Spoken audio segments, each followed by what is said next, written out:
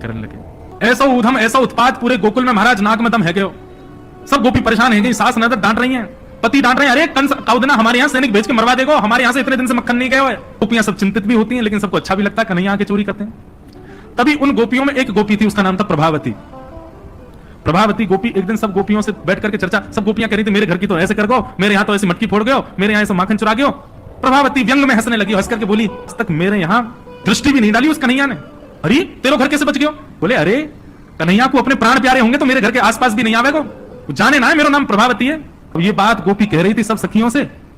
इतने में ही वहीं एक बालक था, वो ठाकुर जी का मित्र था, वो ठाकुर जी के पास दौड़ दौड़ गया, वो लाला एक गोपी है प्रभावती वाने यूं कहिए, लाला को अपने प्राण प्यारे होंगे तो आवेगो मेरे यहाँ चोरी करवे, मेरे यहाँ आ ही ना सके, प्राण प्यारे यही मारे ना आवे। ठाकुर जी बोले हमको चुनौती दे रही है? बोले हम बे लाला तू को चुनौती दे रही है? बोले अगलो धावो यही के घर मारनो है। सबसे पहले तो ठाकुर जी ने प्रभावती के देवर को अपना सखा बनाया। देवर कितना बड़ा, वो भी छोटा सा ही था। ठाकुर जी ने उसको अपना सखा बनाया, सखा बना करके उसको बेला फुसला करके बढ़िया उसको बढ़िया मक्खन वक्खन खवा के अपने पक्ष में कर लिया। ठाकुर जी बोले ए सुन, तेरी भाभी प्रभावती एक दिन चुनौती दे रही कि कन्हैया मेरे यहाँ चोरी करके दिखाया।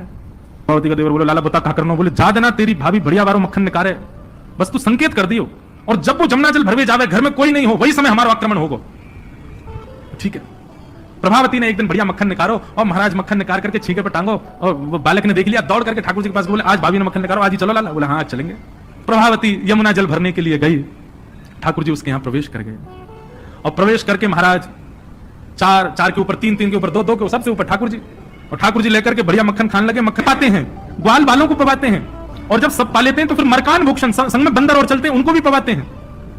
लेकिन प्रभावती के यहाँ इतना मक्खन था, इतना मक्खन था, ठाकुर जी का भी पेट भर गया, ग्वाल वालों का भी भर गया, और सब बंदरों का भी पेट भर गया, लेकिन मक्खन अभी पूरा नहीं हुआ, खत्म नहीं हुआ। ग्वाल वाल बोले लाला मक्खन तो अभी बहुत सारा बच गो। ठाकुर जी बोले ये